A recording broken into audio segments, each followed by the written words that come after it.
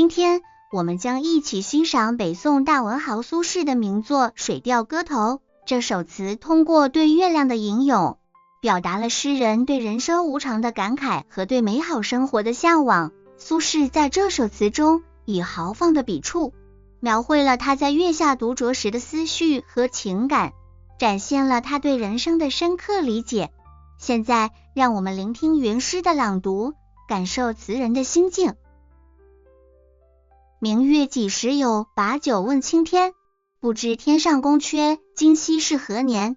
我欲乘风归去，又恐琼楼玉宇，高处不胜寒。起舞弄清影，何似在人间？转朱阁，低绮户，照无眠。不应有恨，何事长向别时圆？人有悲欢离合，月有阴晴圆缺，此事古难全。